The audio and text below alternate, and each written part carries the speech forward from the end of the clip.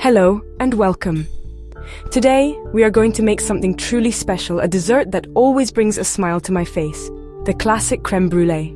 It is a wonderfully elegant pudding known for its rich, creamy custard hiding just beneath a layer of hard, crackly caramel. The name might sound a bit fancy coming from the French for burnt cream, but don't you let that put you off one bit. It is simply a delight to make, and an even greater delight to eat. People adore it for that marvelous contrast in textures, the smooth, cool custard and the warm, crunchy topping. The joy of a crème brûlée is in its simplicity and its sophistication all at once. It's the sort of dessert you might find in a lovely restaurant, but I'm here to show you that it is perfectly achievable in your own kitchen. There is no great secret to it, just a little bit of care and attention to the details. The magic happens when you take a few very simple ingredients and transform them into something utterly divine.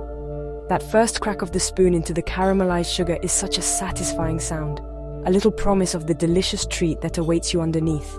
Making this dessert is a gentle, rewarding process. It doesn't require any frantic rushing about. Instead, it's about slow, careful mixing and patient baking. It's the kind of bake that makes your kitchen smell absolutely wonderful, with the warm scent of vanilla and cream filling the air. It's a pudding for special occasions, or simply for a day when you feel you deserve a little bit of luxury. And believe me, everyone deserves a bit of luxury now and then. So let's get our aprons on and begin this lovely journey together. I find that serving a homemade crème brûlée to friends or family is always met with gasps of admiration. They often think it must be terribly difficult to get that perfect crack on top. But you and I will know our little secret, that with good ingredients and a straightforward method, it's not difficult at all. It's all about following the steps calmly and with a bit of love. This pudding is a testament to how the most beautiful things in life can often be born from the simplest of beginnings. Let's get started, shall we? The first step to any successful bake is always to gather your ingredients. For a beautiful crème brûlée, the list is wonderfully short, which is why using the best quality you can find truly makes all the difference. You will not need anything too exotic, just a few staples from the larder and the fridge. First on our list is double cream. You will need a good amount, about 500 milliliters, as this is what gives our custard its incredibly rich and velvety texture.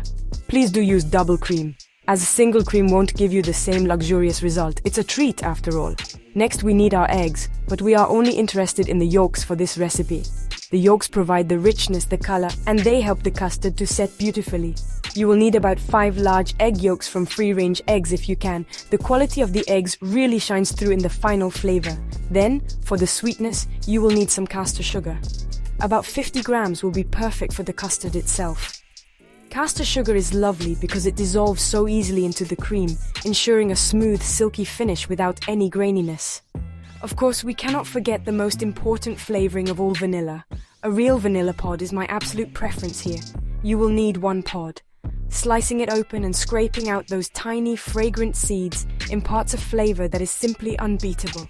If you cannot find a pod, a teaspoon of good quality vanilla extract will work as a substitute. But the pod is truly worth it for that authentic, speckled appearance and deep aroma. This is the heart and soul of our custard's delicate taste, so it's a step you won't want to skip.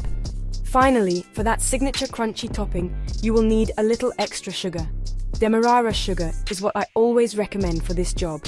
You will want about 4 tablespoons of it. Its coarse grains caramelize beautifully under the heat, creating that thick, glassy crust we are aiming for.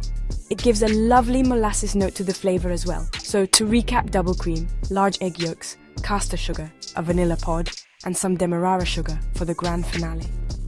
That is all it takes to be on your way to a perfect pudding. Now that we have all our lovely ingredients ready, let us begin the making process. First, preheat your oven to a gentle 150 degrees Celsius, or 130 degrees for a fan oven. Then, find a deep roasting tin that is large enough to hold your ramekins.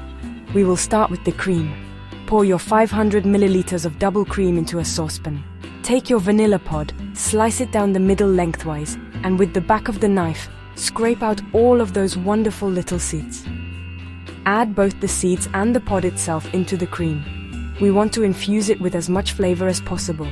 Gently heat the cream on the hob over a low heat. You are not looking to boil it, but simply to warm it through until you see little bubbles forming around the edge of the pan.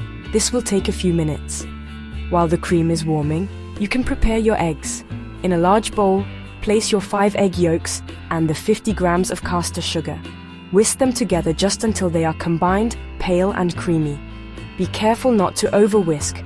We don't want to incorporate too much air, as this can make the final custard bubbly. Once the cream is hot, remove it from the heat and take out the vanilla pod. Now for the crucial part, tempering the eggs. You must pour the hot cream onto the egg yolk mixture very, very slowly, whisking continuously as you do. This is very important. If you add the hot cream too quickly, you risk scrambling the eggs, and we certainly do not want that. A slow, steady stream is the key. Once all the cream is incorporated, you should have a lovely, smooth and liquid custard. Skim off any foam from the surface for a perfectly smooth top. Now carefully pour the custard mixture into 4 or 6 shallow ramekin dishes. Place the ramekins into the deep roasting tin you set aside earlier. Then boil a kettle. Carefully pour the hot water from the kettle into the roasting tin so that it comes about halfway up the sides of the ramekins. This is called a bain-marie or a water bath, and it ensures the custards cook gently and evenly. Bake for 30 to 35 minutes. They should be just set, but still have a slight wobble in the center. Once baked, carefully remove them from the water bath and let them cool completely. Then chill in the fridge for at least 4 hours or preferably overnight. Achieving that perfect crème brûlée is all in the little details, so I want to share a few of my favorite tips with you. Firstly, when you are heating the cream, do watch it carefully. Cream can catch on the bottom of the pan and burn quite easily, so a low and slow heat is your best friend. Secondly, straining the custard mixture through a fine mesh sieve before pouring it into the ramekins is a brilliant idea. This will catch any small bits of egg that may have accidentally cooked, and it guarantees an absolutely silky smooth texture in your final pudding. It's an extra step, but one that is well worth the effort. When it comes to baking, the wobble is key. It can be tempting to overbake the custards until they are completely firm, but this will result in a texture that is too dense and rubbery. You're looking for the edges to be set while the very center still has a gentle jiggle, like a jelly. Remember, the custards will continue to set as they cool down. Trust the wobble. Chilling them thoroughly is also non-negotiable. A properly cold custard provides the most wonderful contrast to the warm, crackly topping, and it needs several hours in the fridge to set up perfectly. Now for the most exciting part, the caramelized top. Pat the surface of the chilled custards with a paper towel to remove any moisture. Then, sprinkle an even thin layer of demerara sugar over the top. A cook's blowtorch is the best tool for this job, as it gives you great control. Hold the flame a few inches from the sugar and move it back and forth until the sugar melts, bubbles, and turns a beautiful amber color.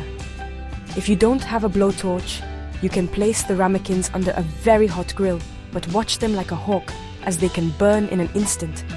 And there you have it. You have mastered the art of crème brûlée right in your own home. See? It wasn't so terribly complicated after all.